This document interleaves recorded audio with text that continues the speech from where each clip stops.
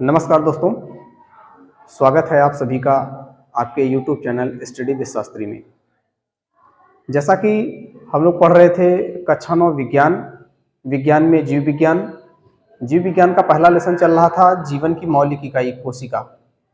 तो पिछले वीडियो में हम लोगों ने देखा कि कोशिका की परिभाषा और कोशिका की खोज कौन और कब और किस प्रकार किए।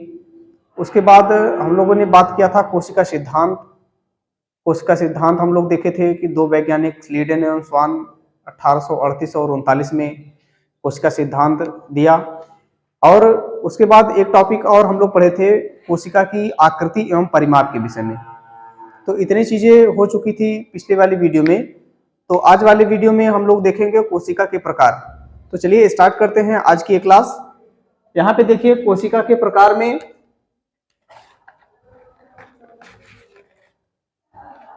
कोशिका के प्रकार में कोशिका मुख्यतः दो प्रकार की होती है।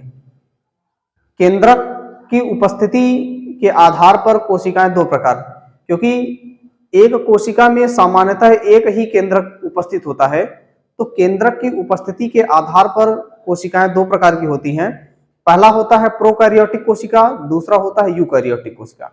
तो यहाँ पे देख लेते हैं कोशिका के प्रकार में। यहाँ देखिए लिखा है केंद्रक की उपस्थिति एवं संरचना के आधार पर। किसके? केंद्रक की उपस्थिति एवं संरचना के आधार पर कोशिकाएं कितने प्रकार की? दो प्रकार की होती हैं। पहला है प्रोकैरियोटिक कोशिका। पहला क्या है? प्रोकैरियोटिक कोशिका। उसके बाद दूसरा है यूकैरियोटिक कोशिका। प्रोकैरियोटिक कोशिका और यूकैरियोटिक कोशिका को पहले समझ लेते हैं। प्रोकैरियोटिक कोशिका को आद्य कोशिका कहते हैं, इसीलिए इसका नाम प्रोकैरियोटिक। प्रो का मतलब होता है पुराना।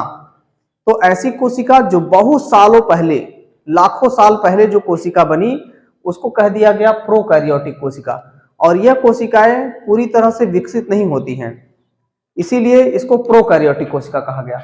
यूकैरियोटिक कोशिका में यू का मतलब होता न्यू कोशिका, नई कोशिका। बाद में प्रोकैरियोटिक कोशिका के बाद जो कोशिका बनी वो कोशिका पूरी तरह से विकसित थी, उसमें स्पष्ट केंद्रक था, इसीलिए उसको बोल दिया गया यूकैरियोटिक कोशिका। तो ये हो गया।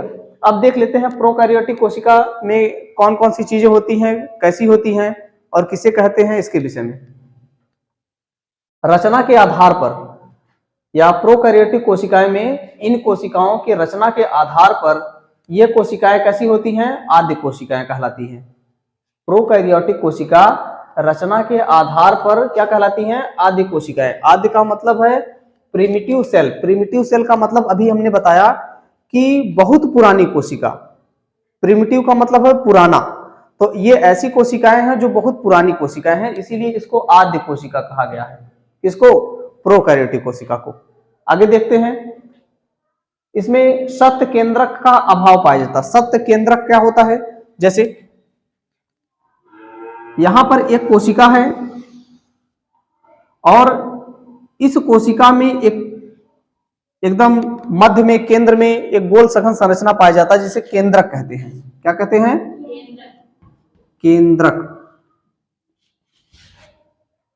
तो प्रोकैरियोटिक कोशिका में सत्य केंद्रक का अभाव होता है। ये जो केंद्रक होता है, ये पूरी तरह से जो केंद्रक कला जो होती है, इसमें केंद्रक कला का अभाव पाया जाता है। इसमें बाहर का जो केंद्रक होगा, केंद्रक के बाहर जो कला होगा, उसका अभाव पाया जाएगा, जिसके कारण इस केंद्रक में उपस्थित जितने भी पदार्थ होंगे वो सीधे कोशिका द्रव्य के संपर्क में आ जाएंगे। अर्थात केंद्रक में पाए जाने वाले जो पदार्थ होंगे वो पूरे कोशिका में क्या करेंगे? घूमते रहेंगे, फैले रहेंगे। ठीक, इसीलिए यहाँ पे लिखा है सत्य केंद्रक का अभाव पाया जाता है, जिसके कारण इसमें केंद्रक कला नहीं पाई जाती है। केंद्रीय पदार्थ डीएनए कोशिका द्रव्य के सीधे संपर्क में रहता है। अर्थात इसमें पाया जाने वाला जो डीएनए है या और भी जो कोशिकांग है, वो सभी कला न होने की वजह से, जैसे यहाँ पे अगर ये कला न हो, केंद्रक कला न हो, तो ये जो डीएनए है ये अंदर ही नहीं रहेगा, ये पूरे कोशिका में क्या करेगा? तैरने लगेगा। इसीलिए यहाँ पे लिखा है कि डीएनए कोशिका द्रव्य के सीधे क्या होता है? संपर्क में रहता है। और इसमें विकसित कोशिकांग नहीं पाए जाते हैं। इसमें क्या होते हैं? विकसित कोशिकांग नहीं पाए जाते। जैसे विकसित कोशिकांग कौन कौन से? लवक, गाल्जी तंत्र, तारक काय, माइटोकॉन्ड्रिया, अंतःद्रव्यी जालिका नहीं होते हैं। किसमें? प्रोकैरियोटिक कोशिका में। प्रोकैरियोटिक कोशिका में विकसित कोशिकांग नहीं पाए जाते हैं। जैसे कौन कौन से? लवक, गाल्जी तंत्र, तारक काय, माइटोकॉन्ड्रिया, अंतःद्रव्यी जालिका आदि नहीं पाए जाते हैं। उसके बाद प्रोकैरियोटिक कोशिका में 70S प्रकार का राइबोसोम पाया जाता है। कितने प्रकार का राइबोसोम पाया जाता है? किस प्रकार का? 70S प्रकार का राइबोसोम पाया जाता है। अभी आगे जब हम बताएंगे कोशिकांग के विषय में तो उसमें राइबोसोम की चर्चा होगी। राइबोसोम मुख्यतः दो प्रकार के होते हैं, 70S और 80S। तो 70S प्रकार का राइबोसोम किस प्रकार की कोशिका में पाया जाता है? प्रोकैरियोटिक कोशिका में। उसके बाद प्रोकैरियोटिक कोशिका का जो डीएनए होता है वो हिस्टोन नामक प्रोटीन के साथ जुड़ा नहीं रहता है या संबद्ध नहीं रहता है, हिस्टोन नामक प्रोटीन के साथ नहीं जुड़ा रहता है, इसीलिए पूरे क्या करता है? कोशिका द्रव्य में घूमता रहता है। इनकी कोशिकाएं इतनी छोटी होती हैं कि इनको देखने के लिए सूक्ष्मदर्शी की आवश्यकता होती है। और इसके उदाहरण हैं, प्रोकैरियोटिक कोशिका के उदाहरण हैं जीवाणु और नीले हरे शैवाल। कौन कौन से? जीवाणु और नीले हरे शैवाल किसके उदाहरण हैं? प्रोकैरियोटिक कोशिका के। अब यहाँ पे देख लेते हैं, एक कोशिका की संरचना बनी हुई है। ये कोशिका किस प्रकार की है? प्रोकैरियोटिक कोशिका है। किस प्रकार की? प्रोकैरियोटिक।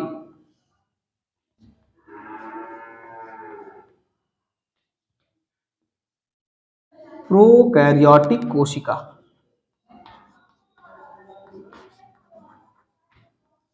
ये प्रोकैरियोटिक कोशिका का स्ट्रक्चर है। तो ये हो गया प्रोकैरियोटिक। अब हम बात करते हैं दूसरा, यूकैरियोटिक कोशिका। यूकैरियोटिक कोशिका के विषय में अभी थोड़ा सा हम बता चुके हैं। अब यहाँ पे देख लेते हैं, इसमें कलायुक्त पूर्ण विकसित केंद्रक पाया जाता है। जैसे हमने बताया कि ये जो कोशिका है इसमें जो केंद्रक होगा उसमें केंद्रक कला का अभाव रहेगा, और यह जो केंद्रक रहेगा वो पूरी तरह से विकसित नहीं रहेगा।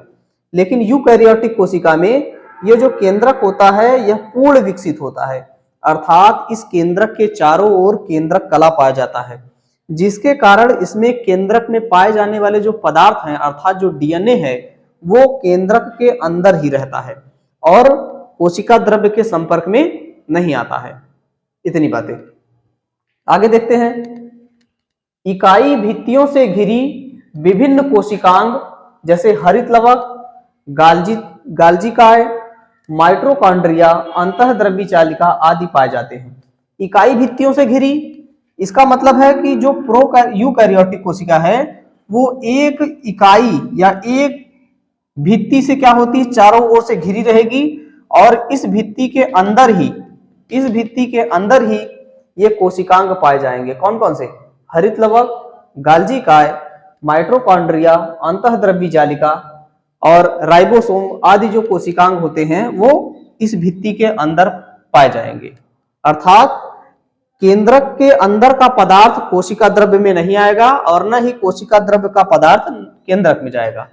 ये बातें। आगे हम बात करते हैं, जो यूकैरियोटिक कोशिका का जो डीएनए होता है वो हिस्टोन नामक प्रोटीन के साथ जुड़ा होता है। क्या होता है? हिस्टोन नामक प्रोटीन के साथ जुड़ा होता है। कौन जुड़ा होता है? डीएनए। किसका डीएनए? यूकैरियोटिक कोशिका का जो डीएनए होता है वो हिस्टोन प्रोटीन के साथ हमेशा क्या होता है? जुड़ा रहता है। और इसमें 80S प्रकार का राइबोसोम होता है। अभी हम ऊपर बात किए हैं 70S। प्रोकैरियोटिक कोशिका में 70S प्रकार का राइबोसोम और यूकैरियोटिक कोशिका में 80S प्रकार का राइबोसोम पाया जाता है। अब यूकैरियोटिक कोशिका के उदाहरण हैं सभी प्रकार के पादप एवं जंतु कोशिकाएं। सभी प्रकार के पादप और जंतु कोशिकाएं किसके अंतर्गत आते हैं? यूकैरियोटिक कोशिका के अंतर्गत। और इसमें कुछ कोशिकाओं को छोड़कर, जीवाणु और नीले हरे शैवाल को छोड़कर अन्य सभी जितने पादप और जंतु कोशिकाएं हैं वो यूकैरियोटिक कोशिका के अंतर्गत आते हैं। तो आज हम लोगों ने देखा कोशिका के प्रकार। कोशिका के प्रकार में दो प्रकार की कोशिका, प्रोकैरियोटिक कोशिका और यूकैरियोटिक कोशिका। तो आज के लिए इतना ही, बाकी मिलते हैं अगले वीडियो में। तब तक के लिए धन्यवाद।